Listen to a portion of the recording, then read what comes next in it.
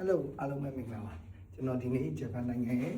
ဟာမာမတ်စုမြို့ကိုရောက်နေတာဖြစ်ပါတယ်ကျွန်တော်နဲ့အတူကျွန်တော်အခုရောက်နေတဲ့ဟိုတယ်လေးကတော့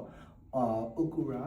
Art City ဟာမာမတ်စုဟိုတယ်ဖြစ်ပါတယ်ကျွန်တော်နဲ့အတူအခု34လွှာမှာရှိတဲ့ကျွန်တော်အခန်းကြီးကို room tour လုပ်ပေးမှဖြစ်ပါတယ်လိုက်ပါကြည့်ရှုပေးပါအောင်ခင်ဗျာ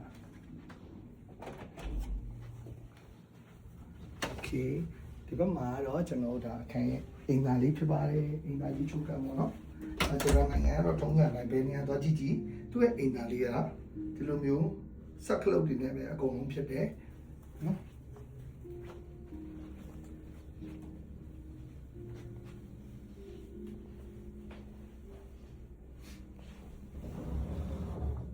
ဒီမှာပုံမှန်တိုင်းကျွန်တော်ဝက်ဆိုက်ထဲတဲ့ဟာရှိမယ်။မာရီမီတောက်တဲ့ဟာတွေဒီရဲတက်တာတွေပုံမှန်တိုင်းနဲ့တခြားသူအထူးမရှိဘူး။အခုဒီရောက်လာတဲ့ဟိုတယ်ကတော့ကျွန်တော်ပထမတည်းဟိုတယ်နဲ့တော့မတူဘူး။နည်းနည်းပိုကျယ်လာတဲ့5 star hotel ပေါ့နော်။Okura hotel ကတော့ဒီဟာမာမတ်စုမြို့ကအဓိကဘာထူးခြားလဲဆိုရင်ကျွန်တော် music city လို့ပြောလို့ရတယ်တကယ်ပေါ့နော်ကျွန်တော်တို့ Yamaha တို့Kawai တို့အဲ့လို music instrument တွေရဲ့အဓိက hometown မြို့တော်လည်းဖြစ်ပါတယ်ခင်ဗျကျွန်တော်အခုတဲနေရဲ့34လွှာနေမြင်ရတဲ့ကာမမတ်စုရဲ့view ကိုလိုက်ပြပေးမယ်နော်ရမ်းမိုက်တယ်ဒါပါ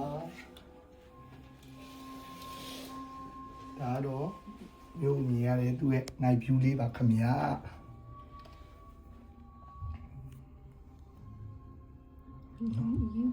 ဒီနေ့ကတော့ခဏနေတော့ဒါရှောက်လည်မယ်ပေါ့နော်အခုကျွန်တော်တဲတဲ့ဒီဟိုတယ်မှာတော့သူက45ထပ်အလွှာရှိတယ်အထက်မှာကျွန်တော်က34လွှာအခန်းမှာရောက်နေတာပါ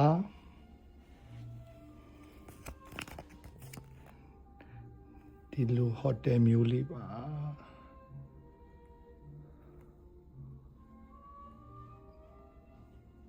Okura